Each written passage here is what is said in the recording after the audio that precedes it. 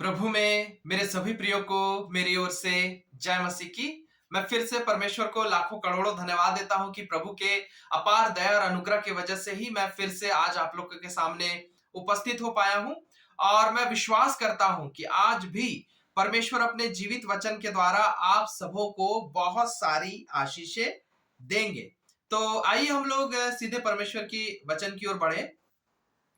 आज का जो वचन है जो परमेश्वर ने हमें दिया है वो है उत्पत्ति उत्पत्ति और उसका 5वां अध्याय। उत्पत्ति बाइबल की सबसे पहली किताब है, बाइबल की सबसे पहली पुस्तक है, सबसे पहला चैप्टर है। और उत्पत्ति उसका 5 अध्याय, उत्पत्ति 5 अध्याय और उसके 21 पद से 24 पद तक हम लोग देखेंगे। लिखा हुआ है, जब हनोक 65 वर्ष का हुआ तब उससे मतूशेला का जन्म हुआ। मतूशेला के जन्म के पश्चात हनोक 300 वर्ष तक परमेश्वर के साथ साथ चलता रहा। 300 वर्ष तक हनोक परमेश्वर के साथ साथ चलता रहा, बाइबल बता रहा है। और उसके और भी बेटे बेटियां उत्पन्न हुई। इस प्रकार हनोक की कुल आयु 365 वर्ष की हुई। हनोक परमेश्वर के साथ साथ चलता था। हनोक परमेश्वर के साथ साथ चलता था। फिर वह लोप हो गया क्योंकि परमेश्वर ने उसे उठा लिया। परमेश्वर जीवन भर हनोक जीवन भर प्रभु यीशु मसीह के साथ, परमेश्वर के साथ लगातार उनके साथ साथ चलता रहा। परमेश्वर की उपस्थिति में चलता रहा। परमेश्वर के हाथ को पकड़कर चलता रहा। जीवन भर 365 साल तक जिंदा था वो। पुराने जमाने में लोग काफी ज्यादा समय तक जिंदा रहते थे।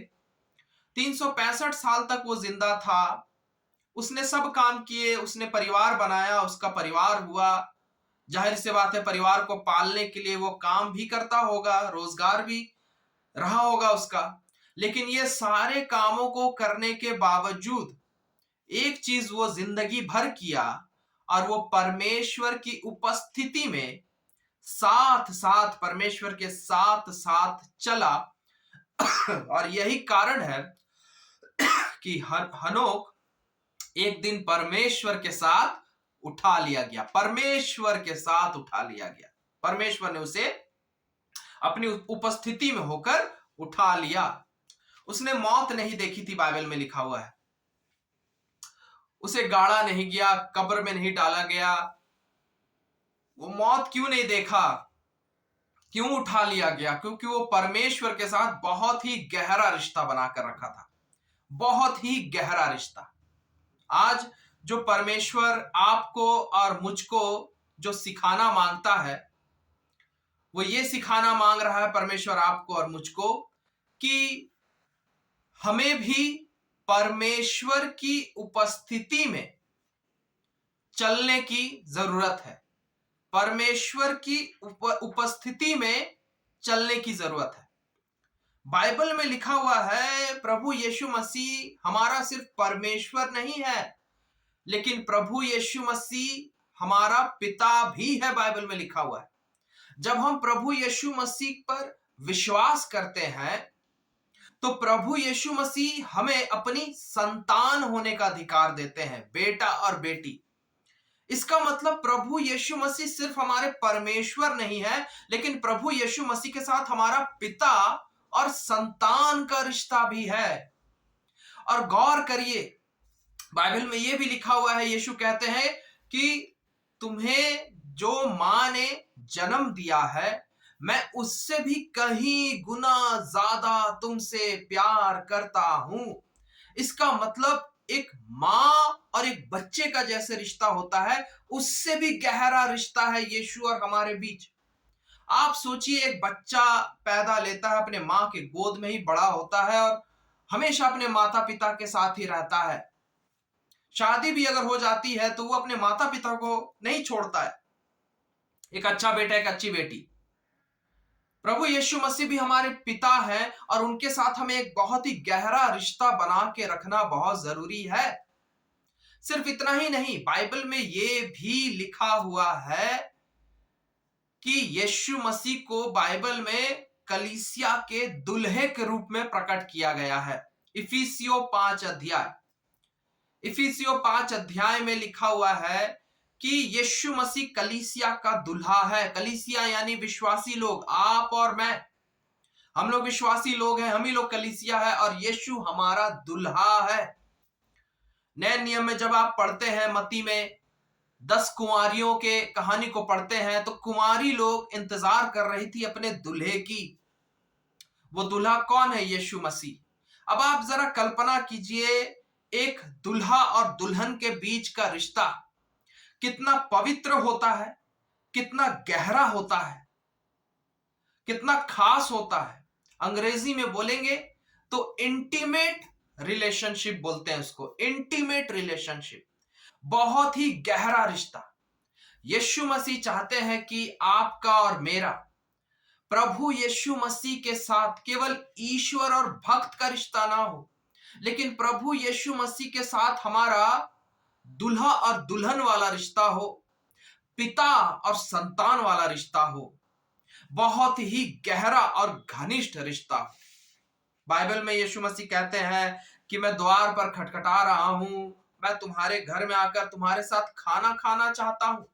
बाइबल में लिखा हुआ है, परमेश्वर कहते हैं मैं तुम्हारे बीच में रहूंगा, तुम्हारे बीच में चला फिरा करूंगा। परमेश्वर कहते हैं कि तुम मेरी उपस्थिति में हमेशा बने रहो और मेरी उपस्थिति में ही चलो और फिरो। हनूक प्रभु यीशु मसीह के उपस्थिति में ही हमेशा चला फिरा करता था। प्रभु यीशु मसीह के साथ हर पल, हर सेकंड, हर समय चला फिरा करता था।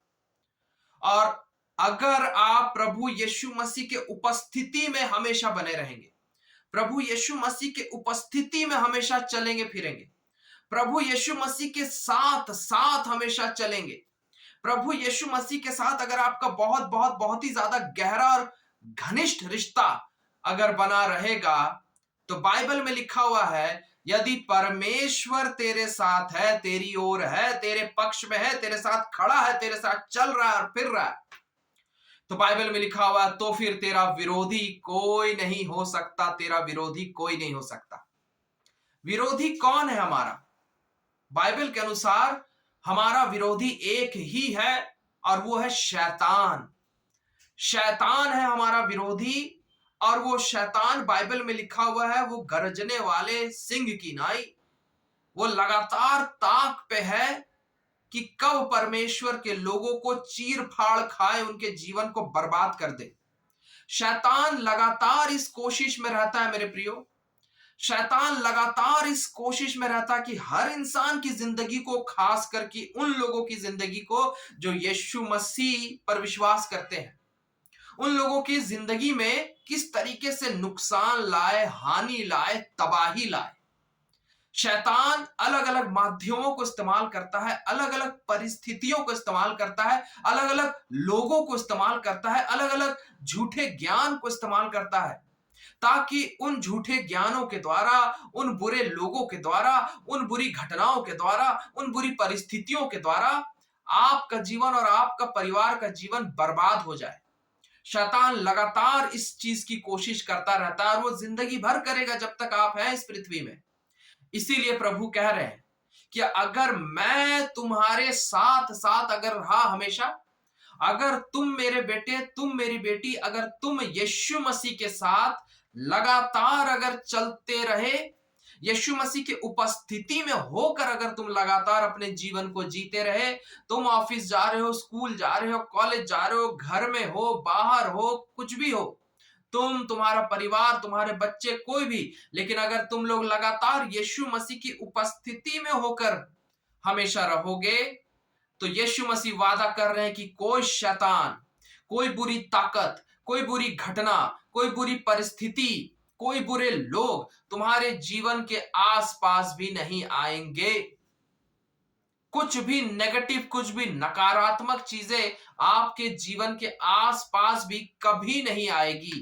कोई असफलता नहीं आएगी, कोई बीमारी नहीं आएगी, कोई अशांति नहीं आएगी, कोई पाप और बुराई नहीं आएगा, कोई लड़ाई झगड़ा कुछ भी नहीं आएगा। सब कुछ अच्छा बना रहेगा। उसका कारण क्या है कि आप प्रभु यीशु मसीह के उपस्थिति में चलते फिरते रहेंगे। प्रभु यीशु मसीह के साथ बहुत ही गहरा रिश्ता बना के रखेंगे। प्रभु यीशु मसीह के साथ गहरा रिश्ता कैसे बना के रखा जाता है? आपके पूरे जीवन काल में, आज के दिन से लेकर, आज इसी वक्त, आज के दिन से लेकर जब तक आप इस पृथ्वी में है, आखिरी पल तक किस तरीके से प्रभु यीशु मसीह के उपस्थिति में बना रहा जाता है और प्रभु यीशु मसीह के साथ किस तरीके से गहरा रिश्ता बना के रखा जाता है, वो परमेश्वर का वचन आज आपको बता रहा है। वचन में लिखा हुआ है भजन संहिता उसका 119 अध्याय और उसके 164 और 165 पद में देखेंगे तो लिखा हुआ है, भजन संहिता 119 अध्याय और उसके 164 और 165 पद में लिखा हुआ है, जैसे कोई बड़ी लूट, नहीं सॉरी, तेरे धर्म में नियमों के कारण मैं प्रतिदिन 7 बार तेरी स्तुति करता हूं। तेरी व्यवस्था से प्रीति रखने वालों को बड़ी शांति होती है और उनको कुछ ठोकर नहीं लगती। ये परमेश्वर का सेवक दाऊद कह रहा है। दाऊद भी परमेश्वर की उपस्थिति में हर समय चला फिरा करता था। दाऊद भी लगातार परमेश्वर के साथ साथ चलता था।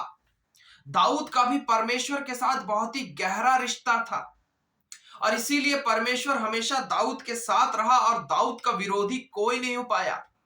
गोलियत जो एक बहुत बड़ा दानव था और दाऊद छोटा सा बच्चा था, जब दाऊद उससे लड़ने गया उसने गोलियत को हरा दिया। गोलियत के पास हथियार थे, दाऊद के पास कोई हथियार नहीं था। गोलियत के पास तलवार थी, भाला था, ढाल थी और दाऊद के पास कुछ भी नहीं था, एक कवच तक नहीं पहना था, लेकिन उसने गोलियत को सिर्फ एक पत्थर से मार दिया, खत्म कर दिया। जानते हैं क्यों दाऊद ने गोलियत को क्यों हरा दिया? क्योंकि दाऊद के साथ परमेश्वर था और परमेश्वर जिसके साथ रहता है उसका विरोधी कोई नहीं हो सकता। वही दाऊद जब शाऊल के सेवा में लगा हुआ था, उसके महल में, शाऊल भी उसके पीछे पड़ा था पूरी सेना के साथ, इजराइल की पूरी सेना के साथ, लेकिन एक जन ने भी दाऊद का कुछ नुकसान वो लोग नहीं कर पाए और दाऊद आखिरकार इजराइल का राजा बना। जानते हैं क्यों? क्योंकि ये वही दाऊद है जो कह रहा है, मैं दिन में 7 बार परमेश्वर की उपस्थिति में जाता हूं और मैं प्रार्थना करता हूं, मैं परमेश्वर की स्तुति करता हूं और मैं परमेश्वर के व्यवस्था में मन लगाता हूं। दाऊद दिन में 7 बार, जिंदगी भर दाऊद ने ऐसा किया। जिंदगी भर दाऊद ने ऐसा किया कि वो दिन में कई बार, यहां 7 बार लिखा हुआ है, दिन में कई बार वो परमेश्वर के व्यवस्था को पढ़ता था। दिन में कई बार वो परमेश्वर की उपस्थिति में जाकर प्रार्थना करता था। वो दिन में कई बार परमेश्वर की स्तुति गीत गाता था और इस तरीके से दाऊद परमेश्वर के साथ चलता था और इसीलिए जिंदगी भर परमेश्वर ने दाऊद की रक्षा की और दाऊद को एक सफल जीवन दिया।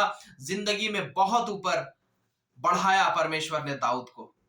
उसी प्रकार यहोशू के 1 अध्याय के 8 पद में लिखा हुआ है, जब आप यहोशू पढ़िएगा उसके 1 अध्याय के 8वें पद में लिखा हुआ है, व्यवस्था की यह पुस्तक तेरे चित्त से कभी ना उतरने पाए, इसी में दिन रात ध्यान दिए रहना, इसलिए कि जो कुछ उसमें लिखा है उसके अनुसार करने की तू चौकसी करे, क्योंकि ऐसा ही करने से तेरे सब काम सफल होंगे और तू प्रभावशाली होगा।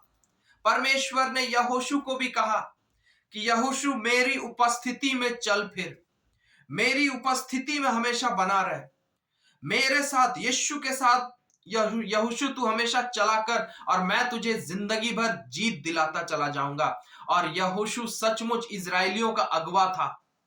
20 लाख, 25 लाख, 30 लाख इजरायली लोगों को वो रेगिस्तानों के बीच से होता हुआ, दुश्मन देशों के बीच से होता हुआ वो कनान की ओर ले गया। और कितने सेना उनसे भिड़े और लड़ाई किए, सबको यहोशू हराया। क्यों हरा पाया? क्योंकि यहोवा परमेश्वर यीशु यहोशू के साथ था। क्यों परमेश्वर यहोवा यीशु यहोशू के साथ क्यों था? क्योंकि यहोशू दिन रात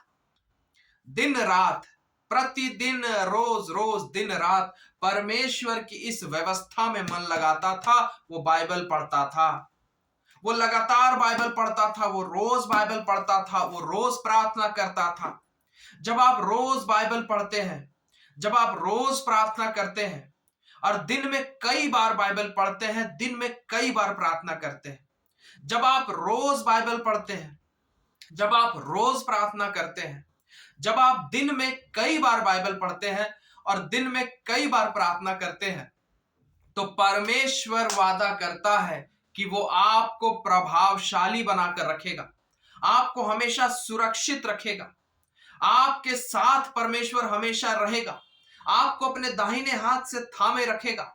और दुनिया की कोई ताकत, दुनिया की कोई भी ताकत आपका बाल भी बांका नहीं कर पाएगी। कोई असफलता आपके जीवन में नहीं आएगी, कोई अशांति आपके जीवन में नहीं आएगी, कोई बीमारी आपके जीवन में नहीं आएगी, कोई दुख तकलीफें आपके जीवन में नहीं आएंगी। अगर ये सब चीजें आपसे टकराने की कोशिश की भी तो आपसे टकरा कर चली जाएगी। सारे दुनिया के जितने भी दुख और समस्याएं और क्लेश है ना, वो अगर आपसे टकराने की कोशिश भी करेगा तो वो आपसे टकराएगा और चला जाएगा और आपका बाल भी बांका नहीं कर पाएगा। ये परमेश्वर का वादा है। ये हनूक के साथ परमेश्वर ने किया, ये यहोशू के साथ परमेश्वर ने किया, ये दाऊद के साथ परमेश्वर ने किया। एक और परमेश्वर का जन है दानियल।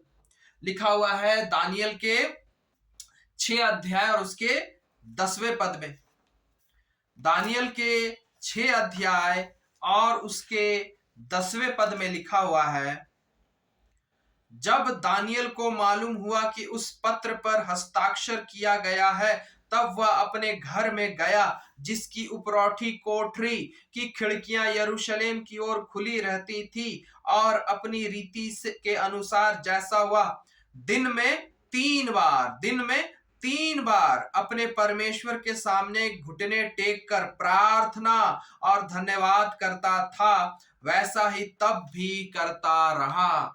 दानियल भी परमेश्वर का महान बेटा था। और दानियल, जैसे बाइबल बता रहा है, वो दिन में 3 बार, वो बहुत बड़े सरकारी पोस्ट में था, वो बहुत बड़ा सरकारी अफसर था और वो सरकार के लिए काम करता था, मेहनत करता था, लेकिन फिर भी दिन में 3 बार वो समय निकालता था। फिर भी दिन में 3 बार वो समय निकालता था कि वो प्रार्थना में बैठे, वो बाइबल पढ़ने बैठे, वो यीशु मसीह से प्रार्थना करे, वो यीशु मसीह के वचनों में मन लगाए, बाइबल पढ़े। इस चीज को वो दिन में 3 बार करता था। इसका नतीजा क्या हुआ कि दानियल के पीछे लोग पड़े थे कि दानियल को फंसा देंगे, दानियल को मरवा देंगे, और एक बार फंसा भी दिया। और नबूकदनेस्सर राजा ने दानियल को शेरों के मांद में, शेरों के गुफा में फिकवा दिया। लेकिन दानियल जब उस शेर के गुफा में गया, वो रात भर रहा। वो शेर लोग, वो जितने भी शेर थे, वो दानियल को नहीं छुए, दानियल का कुछ हानि नहीं किए। दानियल बिल्कुल सही सलामत रहा रात भर। वो शेर दानियल को खा नहीं सके। शैतान भी शेर की तरह आपके जीवन को खाना चाहता है। शैतान भी शेर की तरह आपके बच्चों के जीवन को खाना चाहता है।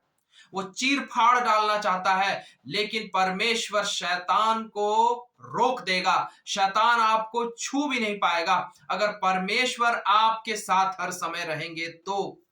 लेकिन परमेश्वर हर समय आपके साथ कैसे रहेंगे? जब आप परमेश्वर की उपस्थिति में चलेंगे फिरेंगे, परमेश्वर के साथ बहुत ही गहरा रिश्ता बना के रखेंगे, तब ही परमेश्वर आपको शैतान से बचा कर रखेगा। परमेश्वर के साथ गहरा रिश्ता कैसे बना के रखा जाता है? जिंदगी भर, ध्यान से सुनिए, ये आखिरी बात बोलकर मैं खत्म कर रहा हूं।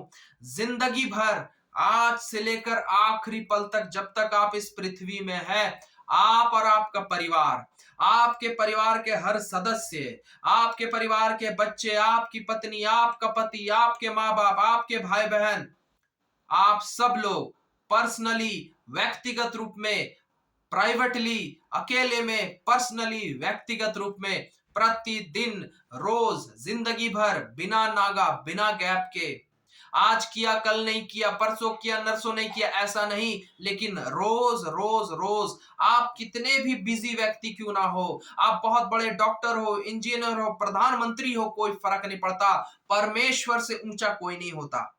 परमेश्वर से ऊंचा कोई नहीं होता, और बिना परमेश्वर के आप कितने भी बड़े व्यक्ति क्यों ना हो, आप शैतान से नहीं लड़ सकते।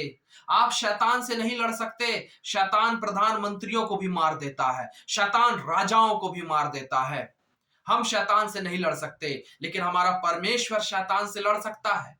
हमारा परमेश्वर हमें सुरक्षित रख सकता है। हमारा परमेश्वर हमें राजा और रानी बना सकता है।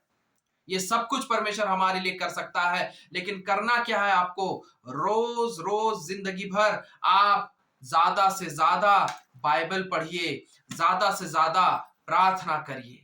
आप रोज जरूर परमेश्वर की उपस्थिति में जाइए, रोज, चाहे सवेरे, चाहे दोपहर, चाहे शाम, चाहे रात, चाहे कभी भी, रोज कभी भी आप जरूर परमेश्वर की उपस्थिति में जाइए। आप प्रार्थना में थोड़ा समय दीजिए, आप बाइबल रोज थोड़ा पढ़िए।